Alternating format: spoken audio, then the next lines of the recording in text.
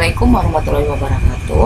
Anak-anak dimanapun kalian berada, Umi harap kalian selalu dalam keadaan sehat, walafiat, dan selalu tetap semangat dalam belajar. Nah, di video kali ini Umi akan menjelaskan mengenai sistem gerak pada manusia. Salah satu ciri makhluk hidup adalah bergerak. Benda dikatakan bergerak jika berpindah tempat atau berubah posisinya. Misalnya dengan berjalan, berlari, melompat, dan sebagainya. Nah, pernahkah kalian berpikir bagaimana manusia itu dapat berjalan, berlari, melompat, dan sebagainya, dan melakukan hal yang lainnya? Nah, yang dapat menyebabkan manusia bergerak itu adalah karena manusia memiliki yang namanya sistem gerak pada manusia. Jadi, manusia dapat bergerak dikarenakan adanya kerjasama antar organ sistem gerak di tubuh manusia, yaitu yang terdiri dari rangka atau tulang, kemudian persendian, kemudian otot. Nah, nanti kita juga akan bahas bagaimana upaya untuk menjaga kesehatan sistem gerak pada manusia. Nah, sistem gerak pada manusia terbagi menjadi dua kelompok, yaitu sistem gerak pasif dan sistem gerak aktif. Sistem gerak pasif yaitu tulang-tulang yang membentuk tubuh, ya. Dan sistem gerak aktif tersusun atas otot-otot yang menempel pada tulang. Nah, selain otot dan tulang tadi, ada juga yang disebut dengan persendian. Nah, persendian itu merupakan penghubung antar tulang yang menyebabkan ya tulang-tulang tersebut dapat digerakkan. Nah, kita akan bahas mengenai rangka atau tulang. Rangka merupakan susunan tulang, ya. Jadi hanya rangka merupakan susunan tulang. Nah, fungsinya selain sebagai sistem gerak, rangka itu juga sebagai pembentuk postur tubuh, ya, atau bentuk tubuh. Jadi ada orang yang postur tubuhnya tinggi besar, ada orang yang kecil gitu ya. Selain sebagai pembentuk tubuh dan perannya dalam pergerakan, tulang juga mempunyai fungsi yang lain sebagai penopang tubuh. Itulah yang membuat kita bisa berdiri, bisa duduk gitu ya. Nah, kemudian sebagai pelindung organ-organ vital ya, atau organ-organ penting di dalam tubuh kita. Contohnya jantung, paru-paru, otak gitu ya. Kemudian juga sebagai pembentuk sel darah. Nah, bagaimana kita tahu bahwa tulang itu sebagai pembentuk sel darah? Jadi, kalian mungkin ya pernah melihat, atau kalau makan ayam kalian gigit tulangnya. Nah, ketika kalian gigit, di dalam tulang itu ada yang berwarna merah, ya, itu namanya sumsum tulang. Nah, di bagian sumsum tulang itulah terbentuknya atau tempat terbentuknya sel darah gitu. Nah, jadi si sumsum tulang tadi berada di dalam tulang, maka dapat dikatakan bahwa tulang merupakan tempat pembentukan sel darah, ya. Nah, rangka atau tulang ini merupakan alat gerak pasif, ya, alat gerak pasif. Artinya tulang hanya bisa bergerak jika ada yang membantunya. Siapa yang membantu tulang untuk bergerak? Nah, yang membantu tulang untuk bergerak itu disebut dengan otot, ya. Nah, jadi tulang berfungsi juga sebagai tempat melekatnya otot. Jadi yang kalau kita lihat ini seperti kulit atau daging, nah ini ada otot di dalamnya. Jadi otot itu menempel di tulang sehingga tulang dapat digerakkan. Nah, rangka atau tulang manusia itu jumlahnya berkisar 206 tulang, ya. Namun ketika baru lahir ya, atau dalam masih bayi, jumlah tulang di dalam tubuh manusia itu kurang lebih 300 buah. Nah, atau 300 tulang. Nah, seiring dengan perkembangan dan pertumbuhan manusia tadi, banyak tulang dalam tubuh itu menyatu gitu ya, atau terjadi penggabungan. Nah, sehingga setelah dewasa jumlah tulang manusia itu hanya berkisar 206 tulang. Nah, tulang-tulang yang menyusun rangka tubuh ini terbagi menjadi 3 bagian, yaitu rangka kepala, kemudian ada namanya rangka badan, ya, dan ada rangka gerak, ya, rangka anggota gerak, ya. Nah, untuk rangka kepala terdiri dari tulang tengkorak kepala dan tulang wajah.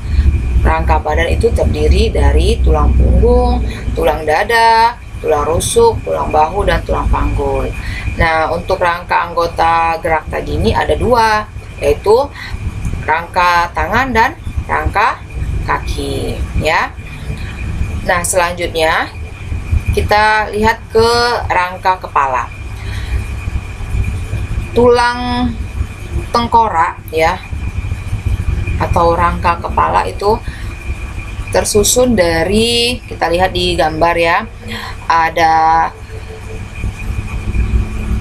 dari sini ya, sambungan tulang tengkorak, kemudian ada tulang ubun-ubun, ya, kemudian ada tulang dahi, ya, kemudian ada tulang tapis, ya, tulang air mata, tulang rongga hidung, ya, dan tulang hidung, kemudian tulang pipi, tulang rahang atas, ya, dan tulang rahang bawah, kemudian ada tulang pelipis dan tulang rongga telinga. Jadi untuk rangka kepala ini terdiri dari tengkorak dan tulang bagian wajah, gitu ya. Nah, selanjutnya rangka badan. Oke, untuk rangka badan perhatikan ya, ini ada tulang punggung, tulang dada dan tulang rusuk, kemudian tulang bahu dan tulang panggul. Nah, untuk tulang punggung ini disebut juga dengan tulang belakang, ya. Tulang punggung atau tulang belakang ini memiliki struktur yang kuat sehingga dapat menopang berdiri tegaknya tubuh, ya. Jadi ketika kita berdiri gitu ya, dapat ditopang oleh tulang belakang, ya, dan sebagai penyangga bagian tengkorak, ya. Jadi kan ini penyangganya ini ya, kan dia tulang punggung itu mulai dari leher sampai ke tulang ekor. Nah, jadi tulang punggung atau tulang belakang ini juga merupakan penyangga dari tulang tengkorak, ya, atau rangka tengkorak tadi. Nah, rangkaian tulang punggung ini strukturnya lentur, ya. Rangkaiannya terdiri dari ruas-ruas tulang punggung. Nah, tulang punggung ini sangat kuat, tetapi di antara ruas satu dengan ruas yang lainnya itu terdapat tulang rawan. Nah, tulang punggung ini memanjang, tadi sudah Umi katakan bahwa tulang punggung ini memanjang mulai dari leher sampai ke tulang ekor, ya. Jadi untuk tulang punggung itu terdiri dari 7 ruas tulang leher, 12 ruas tulang punggung, 5 ruas tulang pinggang, 5 ruas tulang kelangkang, dan 4 ruas tulang ekor, ya. Nah, jadi untuk tulang punggung ini atau tulang belakang ini, ya, fungsinya sebagai penyangga dari tulang tengkorak atau tulang bagian kepala, dan juga untuk menopang berdirinya tubuh, ya. Selanjutnya untuk tulang dada dan tulang rusuk. Tulang dada merupakan tulang yang bentuknya pipih, terletak di tengah-tengah. Jadi ini ya, di tengah-tengah. Jadi dia di tengah-tengah bagian depannya. fungsinya itu untuk melindungi jantung dan paru-paru, ya. Jadi tulang dada ini fungsinya untuk melindungi organ vital kita, ya, di bagian dada, yaitu jantung dan paru-paru. Nah, tulang rusuk dan tulang dada ini dapat bergabung karena adanya atau karena dihubungkan oleh tulang rawan, ya. Jadi tadi di tulang punggung juga antar tulang itu dihubungkan dengan tulang rawan. Nah, di tulang dada dan tulang rusuk juga, ya, itu dihubungkan dengan tulang rawan, ya. Selanjutnya untuk tulang bahu.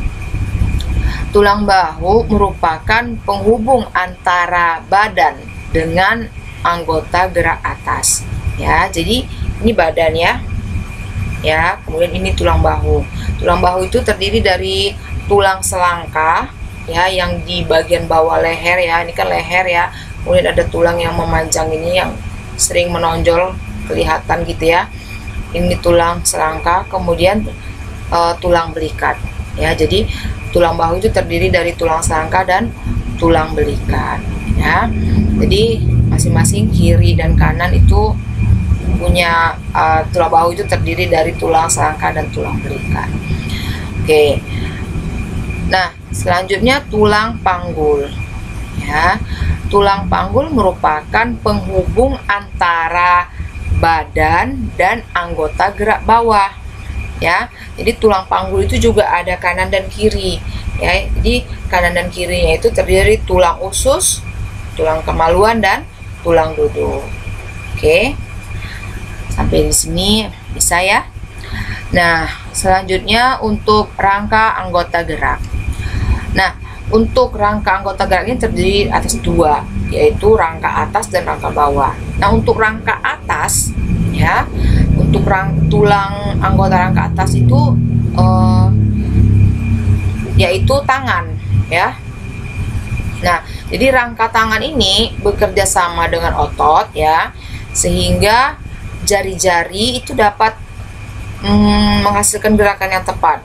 Contohnya memegang sebuah benda, ya. Jadi untuk tulang anggota gerak atas itu terdiri dari lengan atas, kemudian ada tulang pengumpil dan tulang hasta, ya. Jadi ada dua, ya, sini, ya. Kemudian ada tulang pergelangan tangan dan tulang jari tangan. Itu untuk tulang anggota gerak atas, jadi kiri dan kanan, ya. Nah, untuk tulang anggota gerak bawah itu terdiri dari bagian kaki, ya, atau kita kenal dengan tulang kaki. Nah, jadi untuk tulang anggota gerak bawah ini terdiri dari tulang paha, tulang tempurung lutut, kemudian tulang betis, tulang kering, tulang pergelangan kaki, tulang telapak kaki, dan tulang jari kaki. Nah, jadi ulangin, ya, untuk tulang anggota gerak atas itu yang kita kenal dengan tangan, ya. Untuk tulang anggota gerak bawah itu kita sebut dengan, atau kita kenal biasanya dengan kaki. Nah, ya, oke. Demikian dulu untuk penjelasan kita mengenai tulang atau rangka, ya, untuk otot dan persendian dan upaya untuk menjaga kesehatan tulang akan Umi buat di video yang lainnya. Semoga dapat kalian pahami. Jika kalian belum paham, kalian boleh ulang lagi videonya sampai kalian benar-benar ingat dan benar-benar paham, ya. Nah, selanjutnya kalian coba kerjakan 2 kuis, ya. Nah, tuliskan nama-nama tulang sesuai angka pada gambar di bawah ini. Jawaban kalian langsung kalian isi di kolom komentar. Oke, Umi akhiri. Assalamualaikum warahmatullahi wabarakatuh.